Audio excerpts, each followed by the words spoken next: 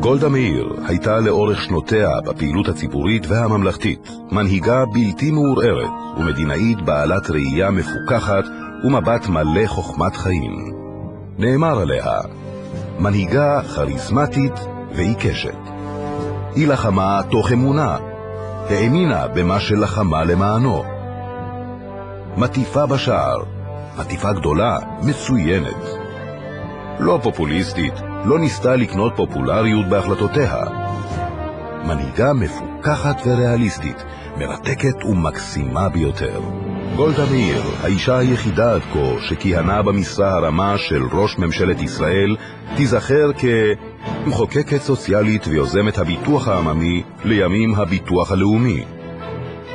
כמחוללת תעסוקה ופתרונות דיור לעלייה ההמונית.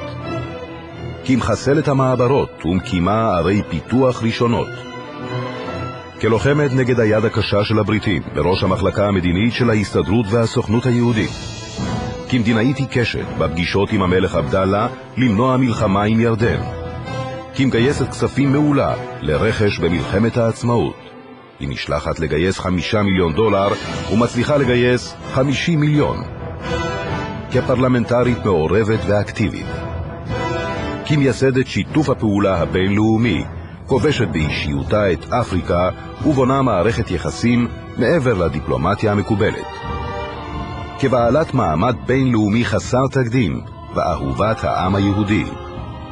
אך מעל הכל, גולדה נשארה תמיד אשת העם, ותיזכר כאימא הלאומית. כצירה ראשונה של ישראל בברית המועצות, היא סוגרת מעגל אישי והיסטורי, ומעוררת מחדש את הלהבה היהודית מתוך הגחלת הלוחשת בקרב יהדות הדממה.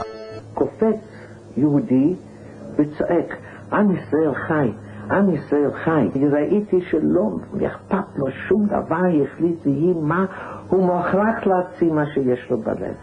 אמרתי, תודה שנשארתם יהודים.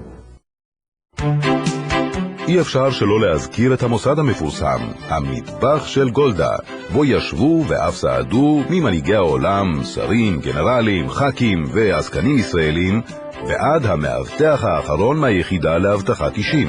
אומרים המטבח של גולדה. אני פעם עניתי לחבר כנסת אחת, דבר אחד אני יכולה להגיד לך, שהמטבח הוא נקי. כשכבר הייתה משוכנעת שסיימה את הקריירה הציבורית שלה, נקראה לדגל ונבחרה לראש ממשלת ישראל.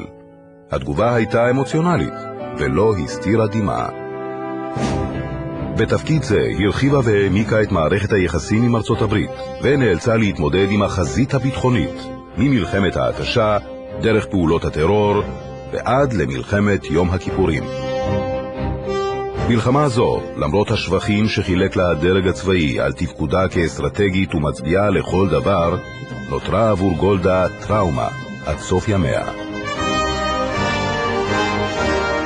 גולדה תישאר בזיכרוננו ובזכרו של העם היהודי כולו כאם האומה, האישה היהודייה החמה, המגלמת את עם ישראל, הקם ומתחדש מעריסות הגולה, הלוקח את גורלו בידיו וסוגר מעגל היסטורי בארץ האבות. דמות שמשדרת למנהיגות תבל, לאומות המאוחדות וליהדות העולם בטבעיות, בספונטניות ובכריזמה יוצאת דופן.